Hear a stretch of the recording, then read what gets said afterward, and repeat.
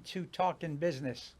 I'm Joe Catrambone, CEO of the Stewart Martin County Chamber of Commerce, and I'm pleased today to have one of our members, uh, the members of our chamber, um, Ginger Carilla. I said that correct, right? Yes. Welcome, Ginger. Thank you so Thank much you, for Joe. taking the Thank you. time to come up here. Thank you for having me. Uh, One of the things I like to do with all of them, and I don't know if you watched any of our tapes, but I always like to find out, even if I weren't taping this, people come into my office, they say, what brought you to Martin County? What brought you to Stewart or Martin County? So I'll ask you that question. What brought you to Martin County? Okay, so I started coming to Martin County in Jensen Beach at Nettles Island. My dad bought a lot at Nettles Island in 1969. So when I was 6 years old, I started coming here on vacation. We spent every Christmas and Easter at Nettles Island as a family, and I just fell in love with the area. My parents stayed in this area as snowbirds all the way through. They're still here actually with the snowbird schedule, and so I'm close by them. I've moved here full time 5 years ago, but I grew up in New Jersey, so we were able to enjoy this area for a very long time. It it's amazing how many people have that story. I was here as a child. My grandparents were here. I came. I fell in love with the area, and I that happened to me. I was when I was in the sixth grade. I spent the summer in Fort Lauderdale with my aunt and my cousin, and I spent the summer in Fort Lauderdale, and I knew then, and this is I don't even remember the year, but I was in the sixth grade, so that'll tell you how many years it was ago.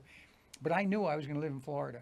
Hmm. I mean, I knew then that that was always my goal was to live in Florida, and it, I was in my 20s when I got here, so it was good. But that was always in my view was to end up in Florida.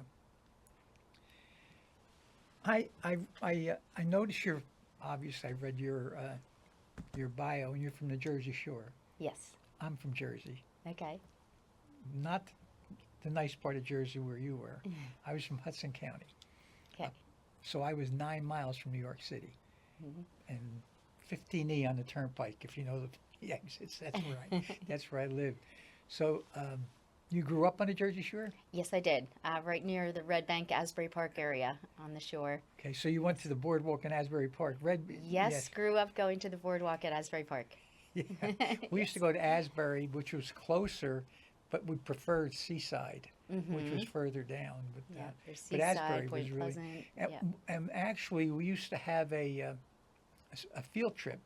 The seniors would have a trip every year, and it was to Asbury Park. Oh, So we okay. used to go there and spend the day on the beach and so forth and so on. Oh, that's But great. yeah, so when I moved to Florida, I felt like I was going to the beach. Yes. Yeah, and I still feel that way. Yes.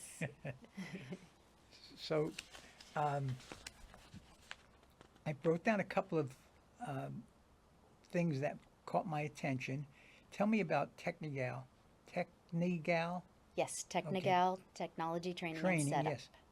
So- So, for over 35 years, I've helped companies to put their accounting onto the computer.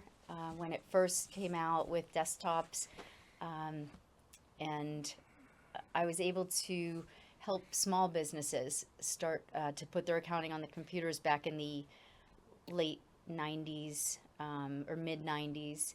And I've also been able to help people with their Microsoft products in business applications throughout all of my years working with different companies. And then 5 years ago, when I moved down here, I started full time with Technical Technology Training and Setup.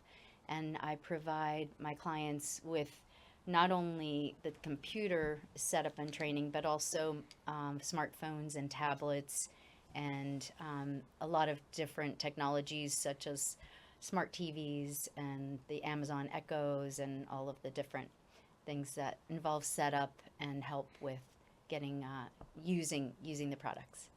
Is there one area that is more dominant than the others, or more prevalent that you work in?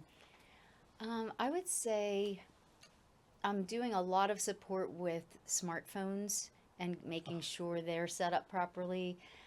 One of my clients' biggest struggles is making sure to keep track of their passwords. So, a gift I bring to my clients is a password book that is alphabetical, and I make sure there's three things they write down. It is what they're getting into, which is, let's say, your Apple ID, what is the username, which is usually an email address, and what is the password you have saved for that. So it's really important to keep track of that, and I like it in the alphabetical book to keep it organized, but makes life a little simpler. I probably commit the biggest sin. I use the same password for everything. Well, they say not to do that, but I I know. kind of think it's okay because you can guess at least what it is if you don't have your book handy or you don't have it right at your fingertips. Yeah, that, I mean, if I go onto a website, if I'm going to buy something and they start asking me, I don't do it. And they Okay. want you to put in a password to, I just say the Yeah. heck with it, and I get, You set up an account with them. yeah, it's crazy, you know. I just, but I know it's necessary. Right. Um, I noticed that you travel a lot. Yes. You say you travel the world. I have traveled the world. Yes. So, what is the most interesting place you've been to? So I was been very fortunate. My parents have given me so many opportunities to be active in my lifetime with motorcycle riding and scuba diving and being active in many, many sports, boating and sailing. So scuba diving was one that has taken me around the world. We've been to the Red Sea diving, and that's a gift my parents gave me for my college graduation. And then also on my honeymoon, I went to China with my husband. We took a 3-week trip to China and Hong Kong. And then I've also traveled all over Europe, and I can't pinpoint what my very favorite would be, but I think the Red Sea diving, and also we went to Egypt and Israel. That was one of my favorites, and my honeymoon to China. I guess two favorite trips. I spent 27 days in China, formulating a sister city program with Yiyang, China, which is in central China. And at that time, I was in Titusville Chamber of Commerce, and we formulated a sister city program. And so we were guests of the Chinese government for 27 days. Um, and we were in Tiananmen Square in '87 before the stuff hit the fan, you know. Okay. But you knew, you could tell that there was something bad was going to happen then, because they provided us with students, young students, as our guides because they spoke English. Hmm. And there was you could tell the unrest with them because they spoke English to us, and they were frustrated with the government over there, you know. And one of the things I basically said, if they then they understood, I said, you know, you need to take it easy. Some of these good old boys aren't. They've already come a long way. They've got a long way to go, but you can't push. Hmm. And that's what they tried to do. So Wow. And I was there in '92, right after Tiananmen Square. yeah, Yeah. yeah. That was just horrible. I mean, it was awful. Yes. What what are you? What do you see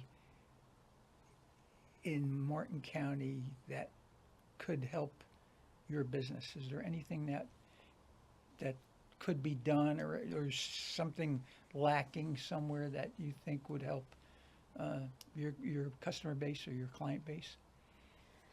I don't know if I would say there's something lacking. I think the support for the people who I'm working with is pretty limited. They are trying to go to the phone store, but the people who are in the phone store are working more on sales and not able to kind of handhold with my clients to get them set up the way they'd like to be with their emails and things like that on their phone. There's limited support. Best Buy also, they'll do a minimal amount, but not the extensive, getting the client fully set up and showing them how to use everything. The Martin County does have a good program in the library system for some free classes. And again, that's you're going to the library, doing a class, and when you get home, sometimes it's hard to implement what you've learned. So my services provide going to my clients' homes or offices and helping them set up with directly with their own printer, with their own Wi-Fi, with everything that they need. The most, without question, the most frustrating thing I've ever owned in my life is my cell phone. I can't live without it. Right. It's a must. I can't remember what it was like before I had it, but it frustrates me every day. Yes. I say it has a mind of its own. Now, things happen on that phone that I don't know how it happened, because I wouldn't know how to do it, but it got there. Right. What is that about? What? Geez, I guess it depends on what it was that got. Sometimes the updates will do some things, and Okay, Apple tries to outthink the user sometimes, and they will provide kind of a walk ahead that the user isn't necessarily aware of. So they try to make it easier. Sometimes it makes it harder. But yeah. so updates are, now that you mention that, that's probably what it is, but it just changes things. Sometimes, yeah.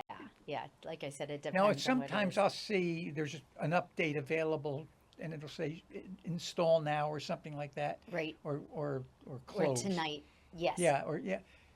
Always do the updates. Always. Always do the updates on your phone. Always do the updates on your computer.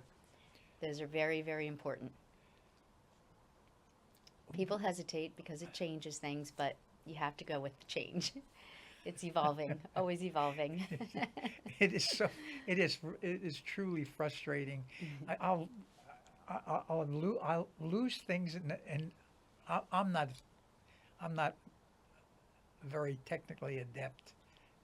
I had to when I got to when I got to Stewart in 1989. I came from the Titusville Chamber of Commerce, and we had a computer, and I had a person who ran our computer. I didn't have a computer in my office in Titusville. Mm-hmm. So I get to Stewart, and there's a computer in my office. Nancy, do you remember Nancy Saylor? I do not. Nancy is what Angela is now. Okay. She was there, and I said to her, "Get that out of my office." I said, "I don't even know how to turn it on." She said, "Well, you're going to have to learn." Right.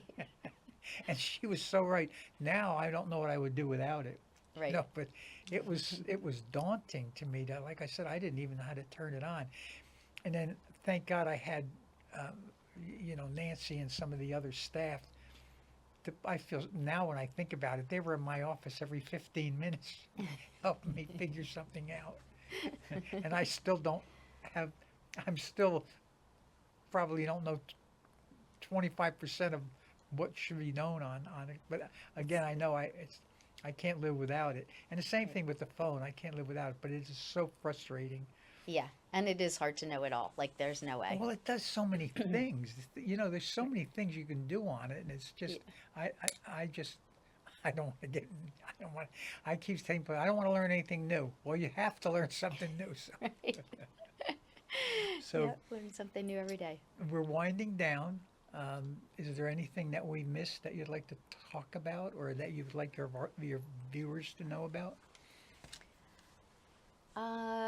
I would say that a little bit more of my background is my experience of more than 35 years to provide my clients the help they need.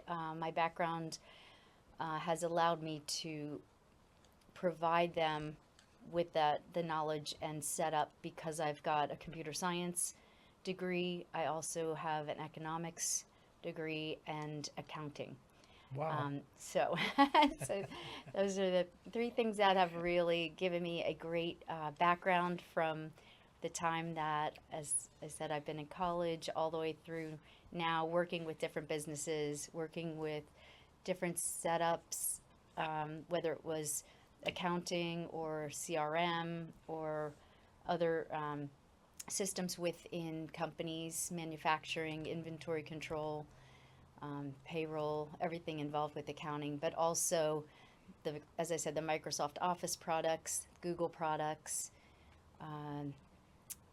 Apple products, everything that people need to have it set up properly, giving them much less frustration and showing them how to use it correctly. So do you go through, you just talked about 3 different products. How do you get yourself knowledgeable about those products?